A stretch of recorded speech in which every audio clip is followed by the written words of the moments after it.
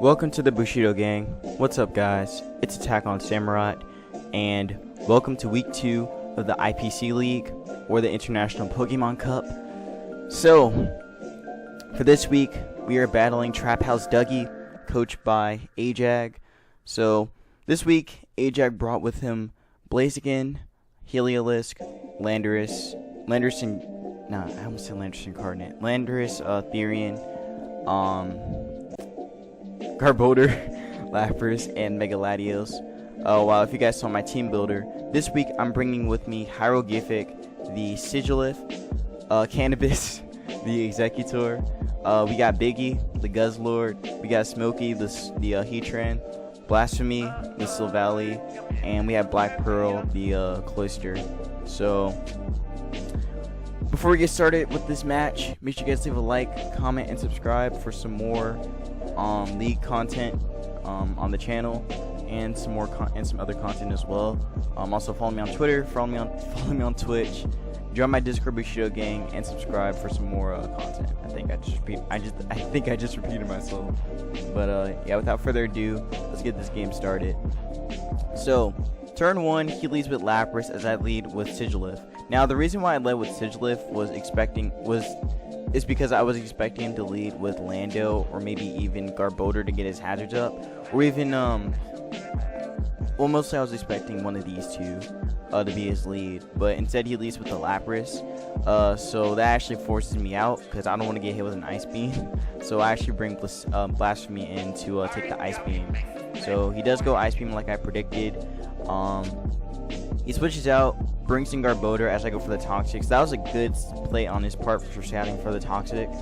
I was actually debating on going for Thunderbolt here too, but then I was just like, you know what, maybe Toxic is better because this Mon's kind of fat, and I mean, yeah, I did have Cannabis that could deal with it, but I wasn't gonna like show off what it would do like turn 1 or whatever, or like I wasn't gonna go into it right away on an Ice Beam, because even though I do have the Yachi, it wouldn't survive another one.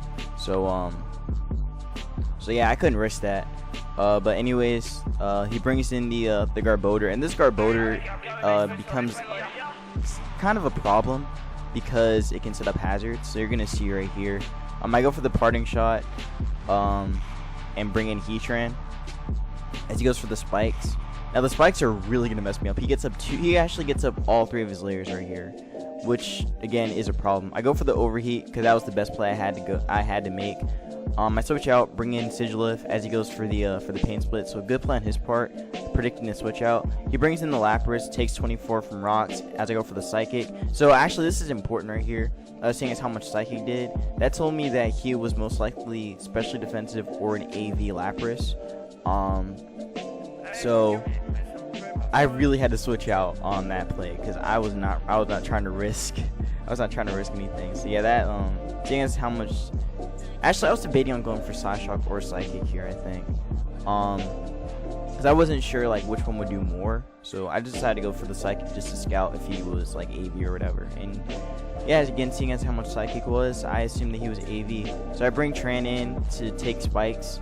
Honestly, this play was a little like I had to make some. I was trying to play like I was trying to decide on this play because the Spikes were so dangerous for me. I was trying to think about, okay, maybe I should bring Blasphemy in so I can defog away those Spikes. But then if I did that, then Lapras took the chip damage I needed from Rock, so I could have went for the defog anyway. But yeah, I just couldn't risk it. Also, I wasn't sure if Blasphemy was going to live the Ice Beam, because as you guys saw how much it did to me, it did like 24 or 23 or something like that. No, it did 27% to me. So yeah, after the hazard damage, I was pretty sure that Blasphemy was going to drop to the Spikes. I mean, it was going to drop to the Ice Beam after Spike damage. So I decided to go Smokey instead, because I think that was the best play for me to make. So yeah, he goes for the Ice Beam, I guess predicting. I don't know why he went Ice Beam here. I think he was predicting me to go into well, I mean, no. He went Ice Beam as I switched into as I switched out Hieroglyphic into Smokey. So again, he made the right play doing that. I go for the Toxic to wear him down. He goes for the Pump. Pump does a lot, but it does not kill me because I am maxed out in my special defense, or almost maxed out in special defense, something like that.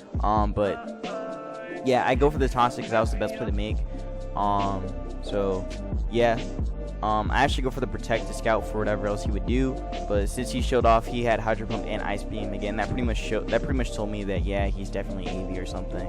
So Overheat does a good amount of damage, doesn't knock him out though, but Toxic will. So yeah, this is a good thing and a bad thing at the same time because this mon comes in. Now Blaziken coming in was honestly really okay, I'll be honest, I wasn't really afraid of Blaziken coming in, because I had Hieroglyphic being Scarf, and Scarf Hieroglyphic definitely could beat the Blaziken. So I really didn't have to worry about it. Like, as you can see right here, like, Hieroglyphic just kind of runs through his team, because like what I was expecting him to bring like Bronzong, because Bronzong is a good counter to Sigilif. So I was really expecting something like that, which is why I had Overheat on Tran, like I mentioned in my team builder. So the fact he didn't bring Bronzong really opened up a lot for me. So Hieroglyphic was a huge threat for him this whole game. But yeah, he brings it in. He goes for the Hone Claws, and he gets the speed boost. Now with the speed boost, he doesn't like even with the speed boost, he won't outspeed me since I am Choice Scarf. And you know, he was like base 80, so Blaziken's base 80 after the +1 boost, he'll be like 426, I believe he'll be like 426 in speed. So, and Hieroglyphic with the Choice Scarf goes up to like 480 something, 483. It goes up to 483, so I would definitely outspeed this mon. So I go for the Side Shock, not fearing anything, and I go for the Side Shock and knock him out. I was actually debating, okay, I'm not gonna lie, I was debating on going Psychic or Side Shock on that play, because like, yeah, either move would have killed it, but maybe just in case he would have went like into Latios checking if I had Psychic or something. I don't know. I was just making that play. But yeah, like, as you can see, Hieroglyphic is doing the thing, doing the work. And yeah, Shazam comes in, his Landorus, and this is kind of scary for me. I go into Tran just to sack it, but instead he sets up right here knowing that I was going to sack Tran. So that was a really aggressive play on AJag's part. But because of the +2, he's actually going to outspeed Hieroglyphic. So again, that was a really great play on his part for doing that. But yeah, because of that play, I'm going to have to go on the offensive, and I have to bring Cannabis in, and I have to set up the Trick Room. So I bring in Cannabis. He actually doesn't. Okay, I was actually kind of scared of Landorus right here, even though he was at +2 in speed. I was thinking of two things, or most I was thinking of one thing. I was thinking that he would actually U-turn out. I know it'd be weird to run U-turn on the set with Rock Polish and possibly SD, which I was assuming he had, because he had Rock Polish right there. And usually, like, when Landorus usually like offensive Landorus doesn't usually run U-turn. So yeah, offensive Landorus usually doesn't run U-turn. So I probably should have expected him not to U-turn anyway, and just go for like Stone Edge or something, or go for a Z move, since Landorus is a Z move user. So he could have ran that. You guys will find out later on in the match. But yeah, he brings in the Garbodor, as I believe I went for the Trick Room right here as he switched out. Yep, went for the Trick Room, knocked him out with the Zen. I take a ton of damage though after this with the recoil from Rocky Helmet and such. Okay, so Mega Lottie comes in. Now this play was really crucial, to be honest. I think this play I made some mistakes. Because as you can see, like right here, once I set up Trick Room, Guzzlord, Biggie would have just ran through him. But here's the really bad play I made here. Instead of actually switching out, or maybe like sacking something else, or instead of like recovering, I actually attacked him and went for the Wood Hammer. Wood Hammer did some good damage though, but he's just gonna recover that off. And the play I made right here was the best play. Honestly, I should have went for this play sooner, but yeah, like I just couldn't risk him going for Draco because I know Megaladios almost always runs Draco, so I just couldn't. It was a tough play. It was honestly a tough play for me to make. Like, I honestly wanted him to kill me with the Draco. That's why I wanted to bring Biggie in, but he was too smart for that. So that's why I went for the recover, just to like scout for whatever I do. So again, that was a smart play on AJag's part for doing that. But yeah, now I had to bring Biggie in because I had to be aggressive, and this aggressive play honestly was a risk because he could have just straight up Draco'd on the switch in, but because actually like after the game he told me that he really thought about going for the Draco, but he just said that he was like scouting or something, or not scouting. It was like, I think he just wanted to like wear away Tripper, and that's what he was doing, I believe. So yeah, that was his play. But luckily he didn't go for the Draco on this turn as I bring in Biggie. So he's gonna, well actually he went for the recover again, just wanting to wear down my Trick Room. So again, that was a smart play on his part. Now this play right here got me mad. This play, well, it didn't get me mad, it got me upset. But yeah, again, seeing as Biggie's in here, he's not gonna stay in with Lottie, so he's gonna actually bring in the Heliolisk. So right here, I was so confident that Biggie was gonna knock out the Heliolisk, because I was just like, okay, you brought in the Heliolisk, that mon's dead. That's what I was thinking. I was thinking all that in my head. But yeah, I go for the Draco as he takes some some Stealth Rock damage, and it did 76%. Now, okay, now let's talk about that. That was a roll. That was a very, very low roll. Like, granted, he did just take rocks, but like I did the calcs and everything. I had a 12.5 chance to knock him out after rocks, man. I was so disappointed, man. Like Biggie could have knocked out the Heliolisk. It really could have, but yeah, that really sucked for me.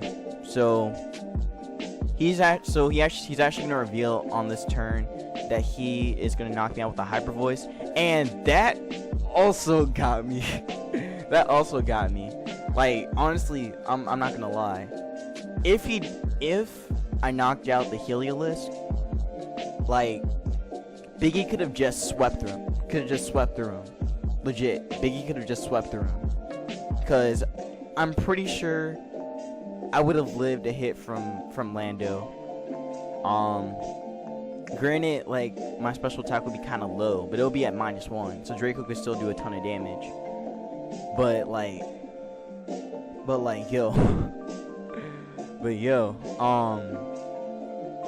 yeah, that Hyper Voice crit got me upset. Like, I was literally done after that. I was just like, I already told AJag in the chat, GG, I'm done.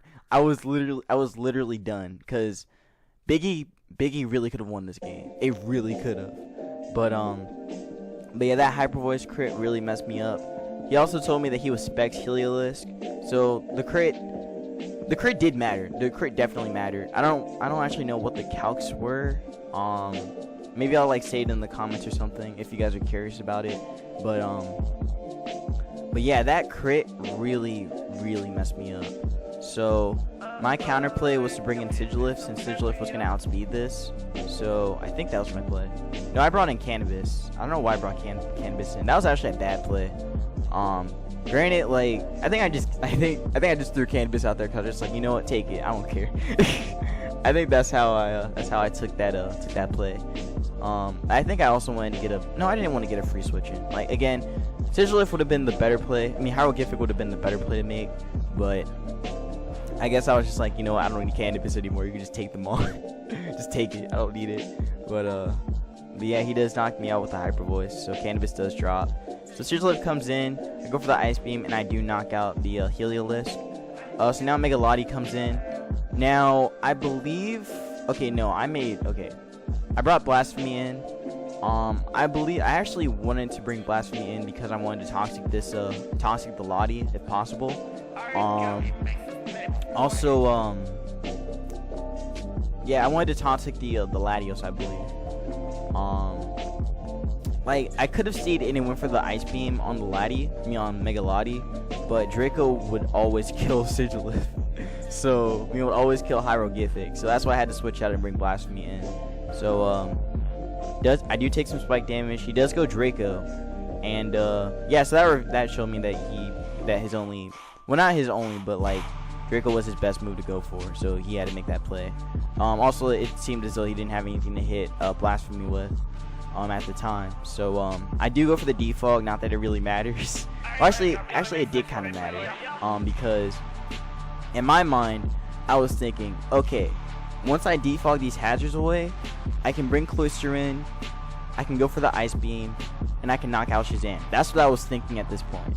So I do defog, I get rid of the spikes, and he goes for the Swords Dance as I go for the Parting Shot. Now I bring in Cloister. And I'm just like, okay, he's at -1.